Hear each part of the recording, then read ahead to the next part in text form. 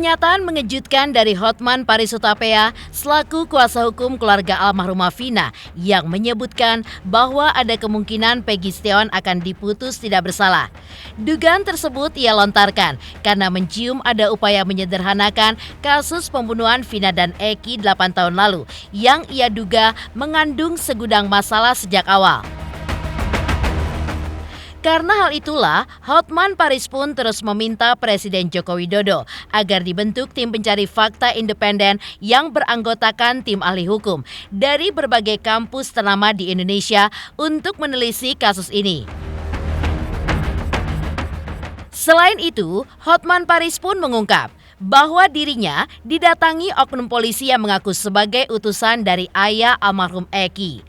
Lantas benarkah ada pesan terselubung yang didapat oleh Hotman Paris dari utusan ayah almarhum Eki di mana sebelumnya ayah almarhum Eki tidak menghiraukan permintaannya untuk diajak berdiskusi terkait kasus kematian Vina dan juga Eki putranya? Seperti apa pula kesaksian pihak LPSK terkait para saksi hingga keterangan teman lapas para terpidana kasus kematian Vina dan Eki. Lalu, seperti apakah praktisi hukum menilai kerja Polda Jawa Barat selama ini terkait penangkapan Peggy Setiawan hingga menetapkannya sebagai tersangka dan kini ditahan? Pemirsa, bersama Intens Investigasi, kami hadirkan kabar terkini, terpercaya, dan teraktual. Tetapi sebelumnya, jangan lupa untuk like, subscribe, dan juga share channel YouTube ini.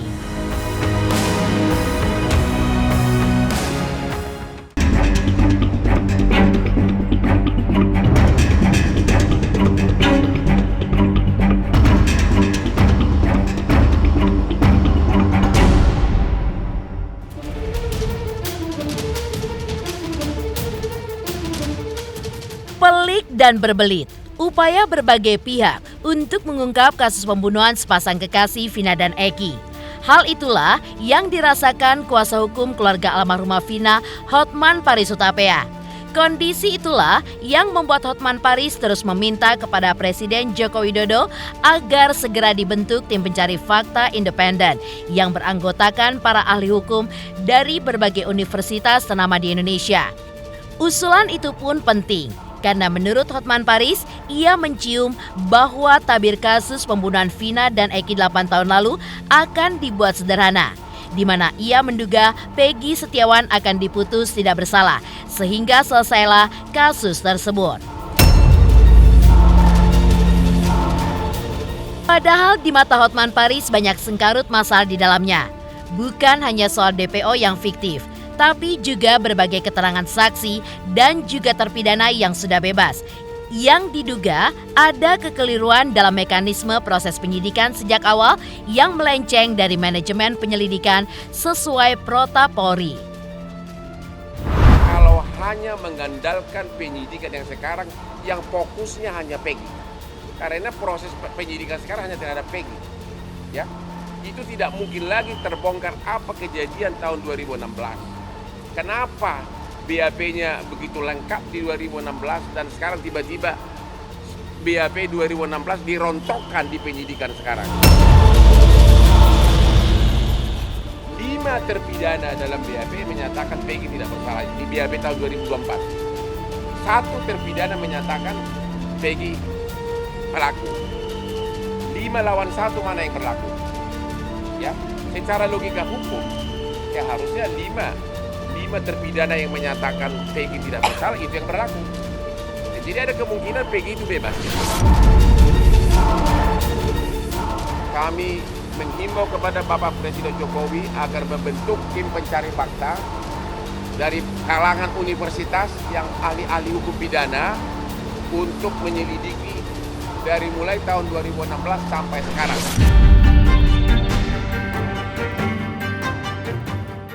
Hal yang tidak kalah mengejutkan juga diungkap oleh pengacara Hotman Paris Hutapea selaku kuasa hukum keluarga almarhumah Vina.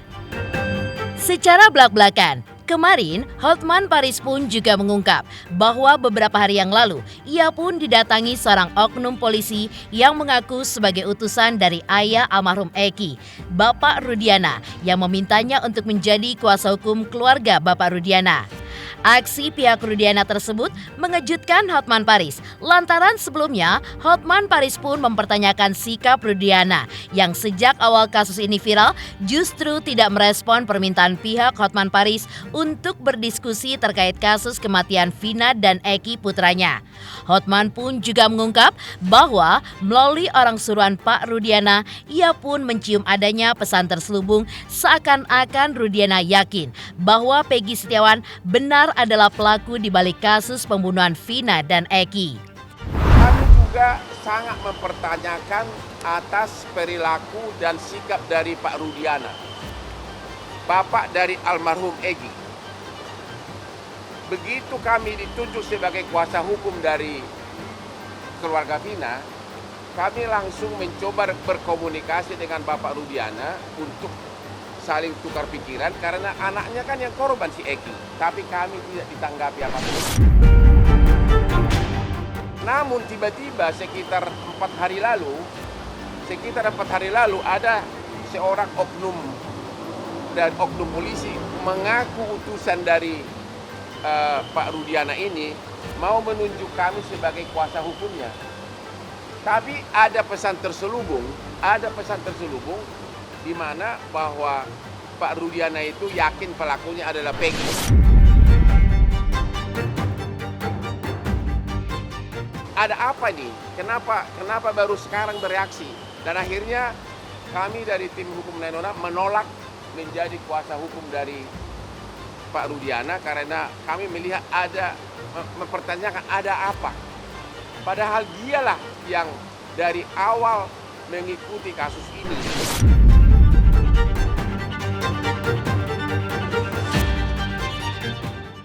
Ya, bahwa kita yakinkan PS adalah ini. Kita sudah menyita sejumlah dokumen terkait dengan identitas, kemudian juga motor yang digunakan kita sudah dapat STNK-nya walaupun motornya belum dapat, tetapi STNK kendaraan yang digunakan pada saat kejadian kita sudah mengamankan. Nah, kita meyakinkan ini dengan sejumlah dokumen baik kartu keluarga, kemudian ijazah dan sebagainya, kita yakinkan bahwa ini adalah PS atau Peggy Setiawan.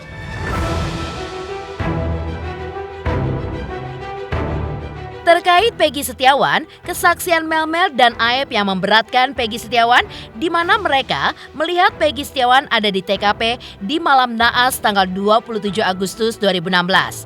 Namun, keterangan keduanya pun bertentangan dengan keterangan saksi yang diungkapkan oleh pengacara Otto Hasibuan di mana menyebutkan bahwa 5 terpidana kasus pembunuhan Vina dan Eki tidak mengenal Peggy Setiawan. Nah, sekarang ada 5, jadi kita tanya juga. Okta gimana? Okta, berdiri. Tadi udah ya? Belum. Nah, coba. Kamu juga tidur rumah Pak RT ya? Iya, tidur Pak. Dan rumah anaknya? Iya. Kamu juga melihat semua peristiwa itu, bahwa melihat bahwa 5 terpidana yang sekarang di penjara itu ada bersama kalian? Ada. Ada ya? Termasuk anak Pak RT? Ada termasuk. Nah, jadi sebenarnya Peggy ada di situ kan? Tidak ada. Peggy tidak ada? Tidak ada. Kemudian Peggy ada waktu itu kalian tidur bersama? Tidak ada. Kenal nggak dengan Peggy? Tidak kenal. Okta kenal nggak? Kenal karena satu daerah. Kenal. Tapi waktu itu dia nggak ada tidur bersama kalian. Teguh kenal dengan Peggy? Kenal. Kenal. Cuman waktu SD aja. Tapi waktu tidur malam itu Peggy ada? Nggak ada. Nggak ada. Kalau Udin? Kenal. Kenal. Kenal. Malam itu ada Peggy? Nggak ada. Nggak ada juga. Jadi memang kita menjadi sedih juga ya apa yang terjadi sebenarnya. Kami belum bisa menyimpulkan apa yang terjadi, tapi dari cerita-cerita ini kan menjadi berbeda semua.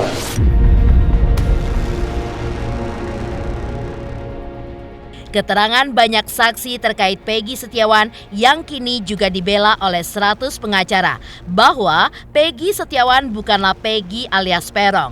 Namun, beberapa pihak telah membuat keterangan seperti Mel dan juga Aep yang telah memberatkan Peggy Setiawan. Terkait hal tersebut, kuasa hukum Peggy Setiawan menyatakan sepakat dan mendukung jika ada orang yang melaporkan Aep dan Mel ke polisi karena kesaksiannya yang sudah memberatkan Peggy Setiawan. Saya sebagai kuasanya Peggy Setiawan, kami sebagai penasihat hukum Peggy Setiawan akan melakukan tindakan hukum nanti. Kalau sampai kami pelajari ada tuduhan-tuduhan ya, yang berpotensi bisa dipidana. Karena senjata kita ini sudah banyak, Peggy Setiawan itu bukan Peggy alias Peron, bukan pelaku pembunuhan, maka tetaplah kita akan proaktif, akan berjuang ya. Di tiap tahap kita akan berjuang. Makanya sudah kami ajukan permohonan gelar perkara khusus semata-mata biar transparan, biar penyidik menunjukkan alat buktinya apa, dua alat buktinya kan itu. Kemudian di Prapid juga, gugatan Prapid di pra-peradilan sama. Itu penasaran kami kepada penyidik yang belum memberitahu alat buktinya apa sehingga digugat Prapid biar menunjukkan ke persidangan. Geger, Hotman Paris Hutapea selaku kuasa hukum menyebutkan bahwa ada kemungkinan Peggy Setiawan diputus tidak bersalah. Lantas, seperti apa pengakuan pihak LPSK soal saksi yang meminta perlindungan? Dan seperti apa pula kesaksian mantan napi terkait pengakuan Sudirman terpidana kasus Vina dan Eki?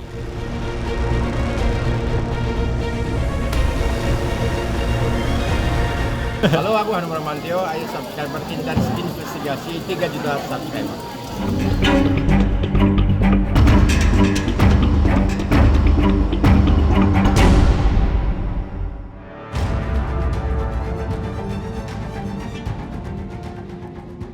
Kian peliknya upaya untuk membuat terang kasus pembunuhan Vina dan Eki membuat banyak pihak pun berhati-hati. Pihak lembaga LPSK mengaku hingga saat ini sudah ada 10 orang saksi yang mengajukan permohonan perlindungan ke LPSK terkait kasus pembunuhan Vina dan Eki. Pihak LPSK akan memberikan rasa aman bagi para saksi saat menyampaikan kesaksiannya di muka hukum terkait kasus pembunuhan Vina dan Eki 8 tahun lalu di Cirebon. Namun, pihak LPSK belum mengungkap siapa ke-10 saksi tersebut. Harus disampaikan itu dulu. Rasa aman bagi saksi atau keluarga yang memberikan kesaksian. Itu penting. Siapa? Itu tergantung subjeknya. Tapi rasa aman bagi saksi, siapa saja dalam proses peradilan, sehingga dia bisa mengungkapkan secara benar, secara jujur, apa adanya. Itu menjadi hal yang sangat penting.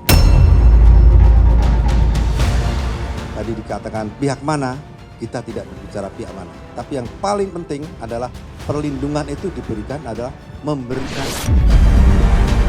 Saat ini, dari sekian banyak permohonan, LPSK sudah menerima pengajuan permohonan sebanyak 10 orang. Ke-10 orang ini tentunya karena tadi ya, metode kita kan mengajak bicara dan juga berdialog gitu ya dengan korban dan keluarganya, tentunya ya kedua belah pihak dan juga beberapa tadi ya pihak yang mengetahui terkait lainnya, dan semuanya sedang dalam proses assessment dan tentunya ini yang akan menjadi bahan penelaahan nantinya. Saya kira itu.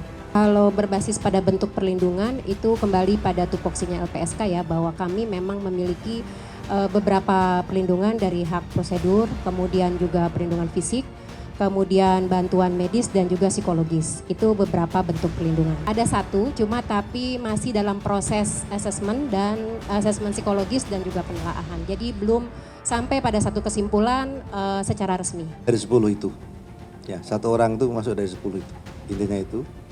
Dan dari pihak mana gitu ya, apapun masalahnya kita tidak mengklasifikasi pihak mana. Karena proses juga masih berjalan, proses penanganan yang dilakukan oleh penyidik juga masih berjalan, ya. Jadi intinya 1 orang itu adalah bagian dari 10. Satu orang yang dulu telah disampaikan oleh LPSK, oleh Bu Susi dan teman-teman yang lainnya. Dan saat ini, ya, posisi kemarin itu masih harus dilakukan lanjutan asesmen psikologis. Sepanjang keterangannya clear, kemudian juga hasil asesmennya juga sudah kita terima, gitu ya.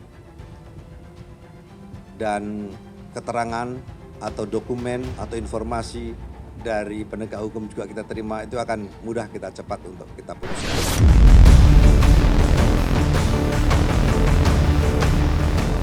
Hal yang tidak kalah mengejutkan juga diungkap oleh mantan narapidana yang notabene adalah teman lapas dari 7 terpidana kasus kematian Vina dan Eki yang membeberkan sebuah fakta baru saat ditemui oleh tim intensif investigasi tadi malam. Menurut cerita Sudirman, salah satu terpidana kasus Vina dan Eki, sosok yang mengalami keterbelakangan mental ini pun mengatakan kepadanya bahwa ia tidak melakukan pembunuhan seperti yang dituduhkan kepadanya. Bahkan, Sudirman terpaksa mengaku sebagai pelaku karena tidak kuat mengalami siksaan dan juga intimidasi. Selain itu, Sudirman pun juga menceritakan bagaimana kondisi saat mereka ditangkap polisi di Cirebon pada kala itu. Saya hanya mampu menceritakan pada tahun 2016 itu karena saya ketemu para pelaku tindak pidana pembunuhan tadi. Salah satunya dari rombongan tadi ada yang namanya Sudirman. Sudirman ini pernah bercerita ke saya berkaitan dengan dia ada di dalam. Karena kapasitas saya di situ adalah sebagai tamping masjid yang punya kewajiban untuk menjalankan program dari lapas, yaitu Mapenaling, masalah pengelolaan lingkungan tadi. Nah, kelima orang tadi satu persatu saya semua napi yang masuk di situ pasti akan ketemu dengan saya istilahnya. Kemudian saya bisa juga pada napi yang saya tanyakan dari Cirebon, dia kasusnya apa? Kasusnya dia takut. Oh, nah tapi saya nggak membunuh lah. Kok nggak membunuh? Kenapa Anda bisa membunuh dari sini?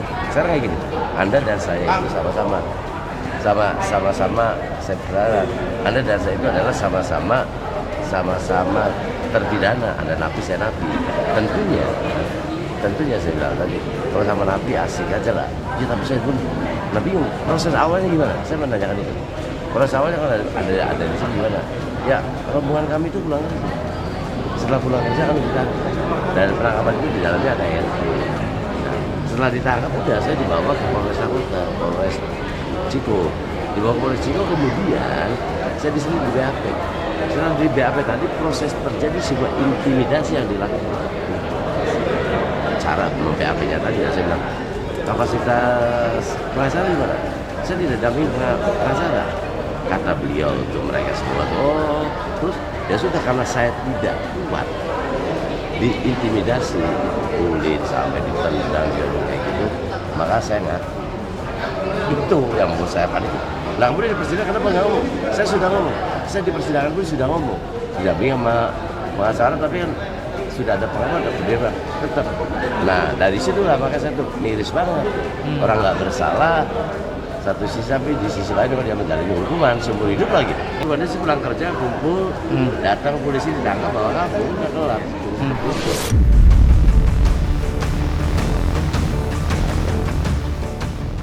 Terungkap dari pengakuan LPSK bahwa ada 10 saksi yang telah mengajukan permohonan perlindungan ke LPSK dalam kasus pembunuhan Vina dan Eki. Lantas, seperti apa pula perspektif praktisi hukum terkait penyidikan yang dilakukan oleh Polda Jawa Barat? Pemirsa Intens Investigasi, jangan lupa saksikan terus Intens Investigasi. Dan pastikan jangan lupa untuk like, subscribe, dan juga share. Tim redaksi Intens Investigasi juga mengucapkan banyak terima kasih kepada semua subscribers hingga kanal Intens Investigasi kini sudah mencapai 3 juta subscribers.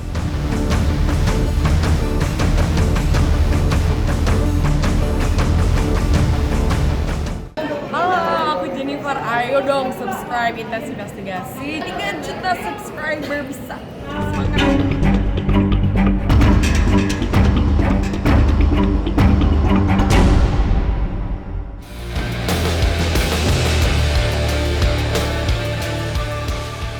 Pro kontra atas penyelidikan kasus kematian pasangan kekasih Vina dan Eki di Cirebon 8 tahun silam kian panas pasca ditangkapnya Peggy Setiawan dan ditetapkan sebagai tersangka dan kini ditahan.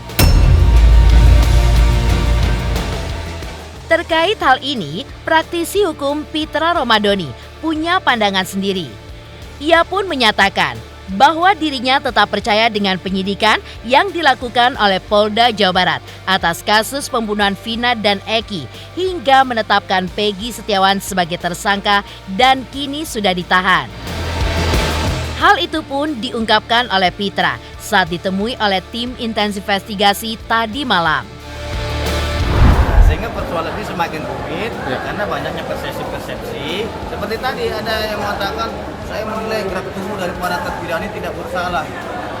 Mereka yang berbohong itu bahaya kalau tidak diluruskan. Karena yang bersangkutan itu bukan seorang ahli yang berkompeten menilai seseorang itu apakah berbohong atau tidak. Sedangkan pihak kepolisian aja belum bisa menyimpulkan. Harus melalui lie detector dulu ataupun uji poligraf.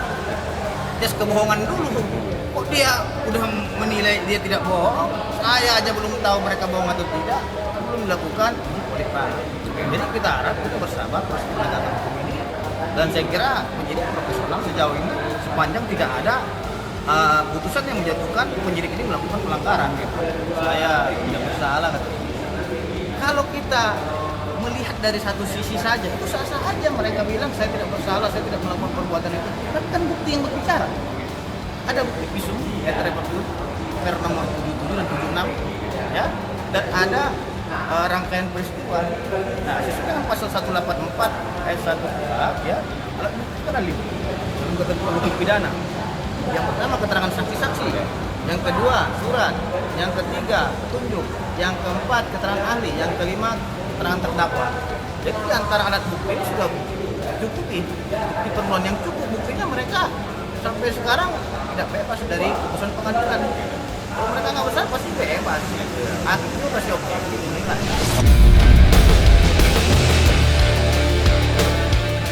Pemirsa Intens Investigasi, jangan lupa saksikan terus Intens Investigasi.